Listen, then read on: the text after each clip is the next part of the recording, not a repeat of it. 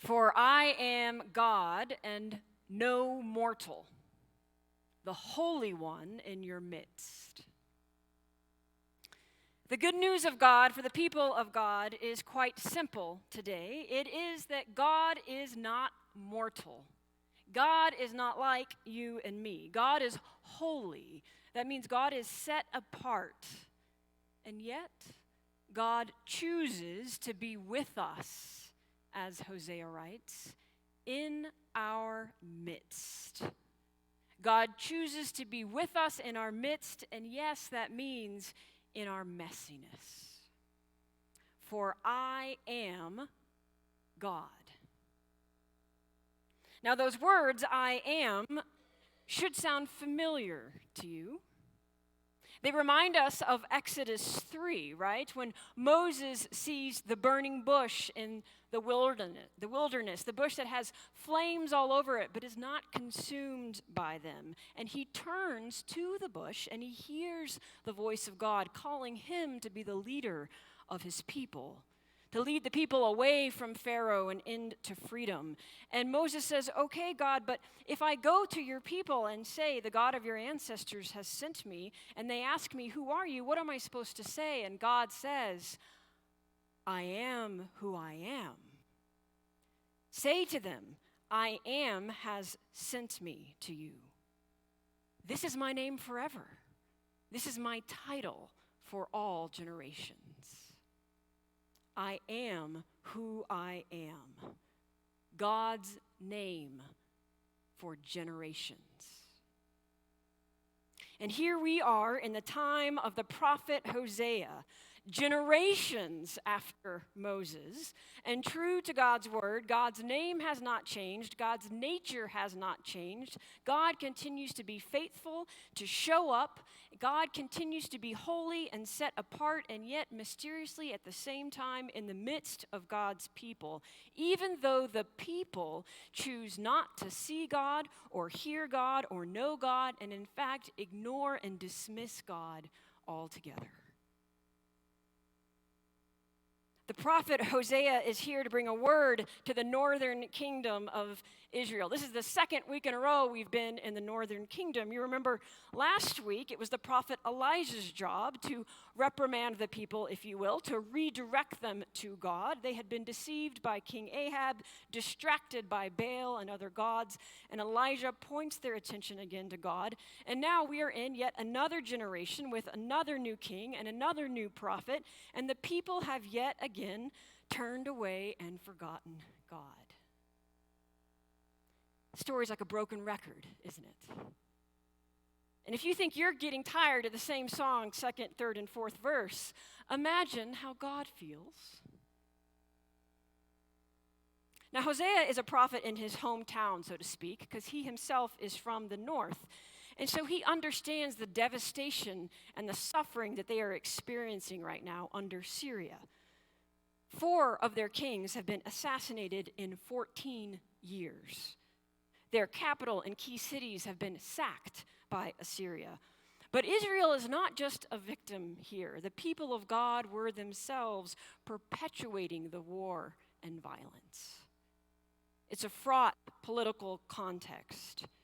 You see, Israel is trying to put its bid in, right, to secure its place among the nations and to have really good political alliances.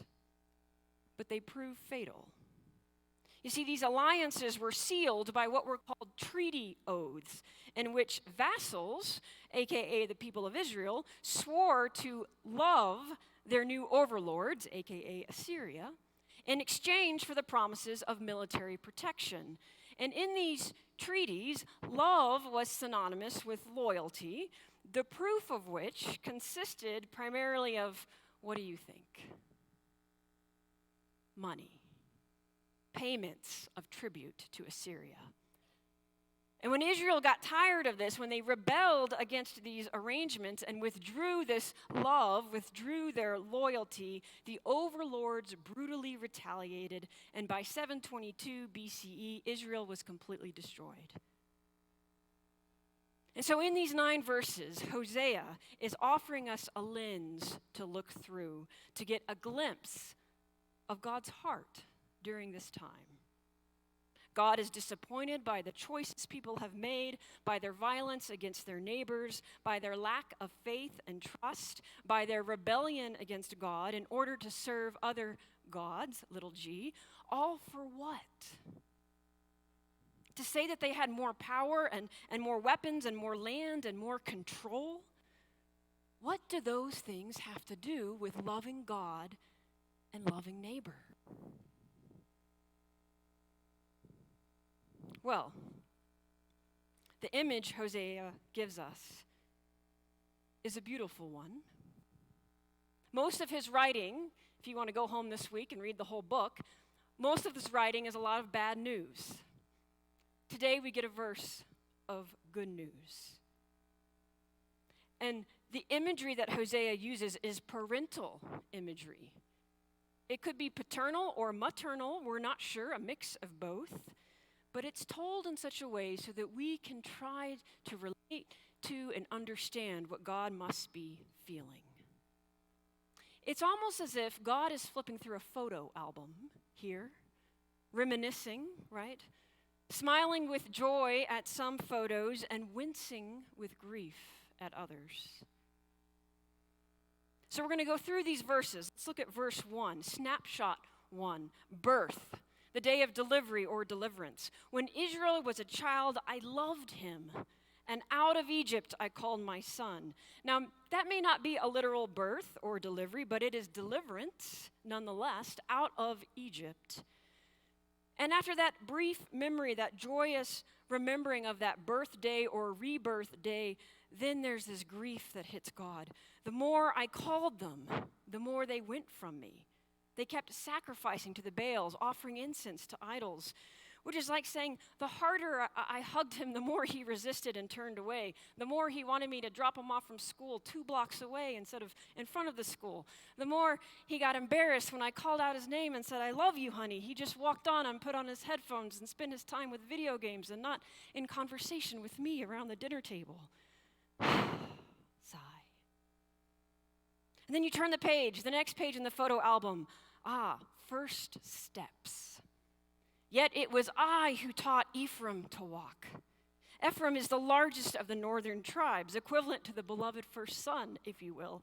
And God is remembering those first few toddling steps, right? When independence and freedom is just within reach, but not quite. It's a happy memory. And then we turn the page in the album again, and we get snapshot 3, which is what I call the first bike ride, aka the first bike crash and skinned knee. I took them up into my arms, but they did not know that I healed them. Right? I bandaged that knee. I kissed him, and I made it better. I gave him lemonade and cookies, but then he just zoomed off again, kept riding his bike around and around. It happened again, and I healed his knee. I kissed that wound. He doesn't remember. We turn the page again to snapshot 4, and this one I'm calling Disney World. Stay with me here. I led them with cords of human kindness, with bands of love. How many of you seen kids at an amusement park with those backpacks that kind of have leashes on them that lead them to their parents so they don't get lost? This is the image that I have here of God. Right? I took my children with me to a place that I knew they would love, right? And I gave them freedom to walk around without letting them out of my sight. And I thought that they would love Disney World, aka the Promised Land, and in turn love me. Snapshot 5 in the album, we go back to another baby photo, the cheek-to-cheek cuddle. I was to them like those who lift infants to their cheeks. You all know those photos, right? That first picture of a baby on her mother's breast or on her father's chest. Not the Ann Geddes poised baby photo, but that first raw shot of mom and dad and baby in the hospital, skin on skin, cheek to cheek, a picture of intimacy and attachment. Turn the page in the album, we get to the next snapshot. This I'm calling soccer. I bent down and fed them. I hauled that cooler of Gatorade and snacks to all of their soccer games, and as it thudded to the grass, my daughter and her friends all gathered around and grabbed their Gatorade and their snacks, never once looking up to see who had brought the Gatorade, but that's okay. I don't do this to be thanked. I take such pleasure in my child having pleasure. Does she know that I'll do anything for her? Even haul a cooler of Gatorade in 105-degree heat across 6 soccer fields? I provided for their needs. I bent down and fed them. And it's at this point that it's as if God can't take it anymore and closes the photo album. And God moves from reminiscing about the past to thinking about the future. God's child is no longer a cute infant, no longer a curious toddler, no longer an eager elementary schooler. God's child is now rebellious. And the rebellion is harder than anything God as a parent could imagine. For years, they had created this bond and had this relationship.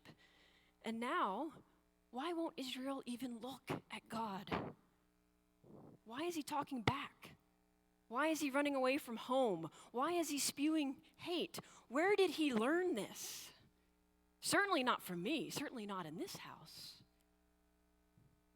It's as if God is having one of those parental moments, watching God's child take the car keys, slam the front door, get in the car, peel out of the driveway, and head on down the street. And God is looking out the window, tears in God's eyes, saying, how many times is this going to happen? Am I a failure as a parent? What am I not getting here? What am I missing? What am I doing wrong? How long is this going to last? And this is when, in verses 5 through 7, Hosea writes for us in God's voice with a very angry and hurt tone. Okay, fine. They shall return to the land of Egypt, and Assyria shall be their king because they've refused to return to me. In other words, fine, let them run away. Let them live on their own and fend for themselves, right? Verse 6, the sword rages in their cities. It consumes their oracle priests. It devours them because of their schemes. So, okay, let's see how far they'll make it on their own. They'll never make it. They're going to get eaten alive. That'll show them. My people are bent on turning away from me, God laments, right? It's a lost cause.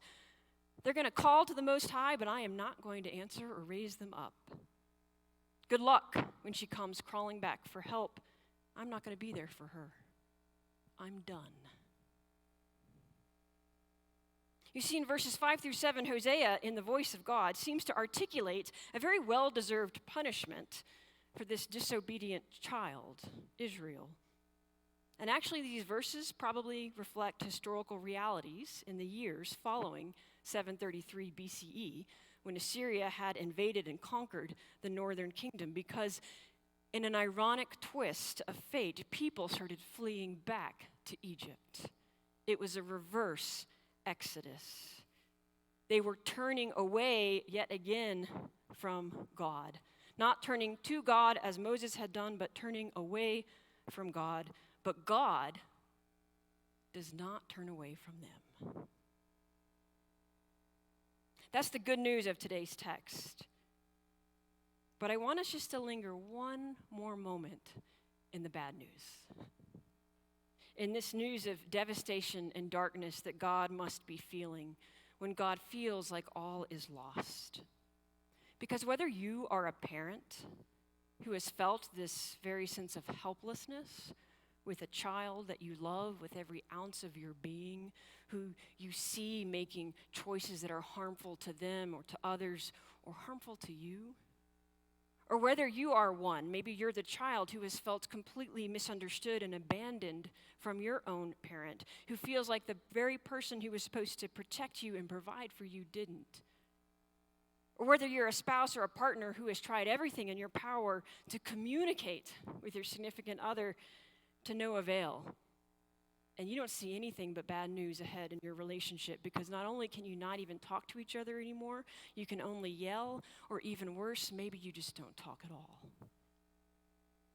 I have a feeling that in the depths of each of our own human experiences, we can relate to the deep feelings of anger and grief and hurt that God is feeling because they are born out of deep feelings of love. It's the anger of betrayal, the hurt of abandonment, the fear of the uncertain future. Will they ever love me again? Can I still even love them?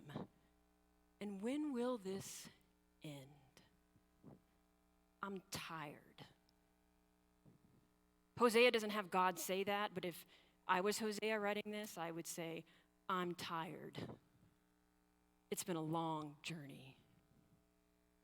And it's like we're eavesdropping on this inner monologue within God's heart, right? And God is trying to decide, when do I draw the line? What is too much? Do I give him another second, third, fourth, fifth chance? Do I choose tough love? Am I just enabling them by continuing to love them and welcoming them back? I mean, some of you know these questions in a very real way in your own life.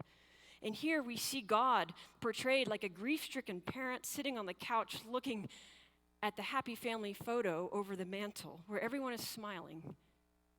And the parent just cries, saying, what happened to that picture? It's a very humanizing moment that Hosea gives God and in turn gives us. And I think it's here so that we can try as best we can to understand the deep emotions that God is feeling here, the deep grief and deep hurt, because maybe then we can understand the deep love God has for us, right? Do we really understand the deep love that God has for us? Because at the end of this passage, it's like God's anger has been boiled over and the steam is released, and all of a sudden God snaps out of it and says, wait, this is my child whom I love. I can't do that to my child. I love him. I love her. I love them. And the reason has nothing to do with the people's change of heart. They do not repent. It is all about God. How can I give you up, Ephraim? How can I hand you over? My compassion grows warm and tender. I will not execute my fierce anger. I will not destroy Ephraim. Here is the good news. I am God and no mortal. I am the Holy One in your midst. I don't come in wrath. Wrath is not my name. Love is my name. Faithfulness is my name. No matter who you are or where you are on life's journey, God is with you and for you and loves you, and there's nothing you can do to change that. We know this as the good news of Jesus Christ, but you know what? It's right here in Hosea too. This is the nature of God's love for us, the nature of God's faithfulness. It's impossible not to see just how deeply invested God is in our lives. Back in Hosea's time and in our time too. God's invested everything in us. God created us. God charged us with caring for one another and for creation. God trusts us to make choices on our own. God lets us decide if we want to believe or worship or who to love and how to love. God gives us the gift of Christ who is alive now in you and me. So we have this radical example of what that love actually looks like in the world. You don't get more invested than that. And so you know, Calvary, that I love a good stewardship sermon. I love talking about being invested in this community. I hope you know by now that I love this church and I am invested in this church 110%. But my question for you today is not about whether you're invested in Calvary. It's about whether you truly understand how much God is invested in you. And what is your response? Because here's the thing. When we invest in God, there's a lot of risk. There's a lot of risk. Because when we invest in God, if we truly understand these words of Hosea and the message of Christ, our lives are going to change. We're going to be uncomfortable. We're going to be stretched. We're going to be asked to sacrifice. And I guarantee you, you'll be asked to put your neighbor above yourself time and time and time again. That's what it means to be invested in God. The risk is great if you think about it in terms of your own personal comfort. But the return is even greater, because there is nothing you can do to escape God's love. You can keep risking and risking and risking and messing up and messing up and messing up, and God's love will be there, 100% guaranteed. Flip through the photo album of your life this week. Who are the people who have shown you that kind of love and faithfulness? Maybe they're your family. Maybe they're in this church family. Maybe it's God. How will you return that investment? Maybe it's not that risky after all. Maybe it's just the right thing to do, to give everything we have to God, because God has literally given us everything. Amen.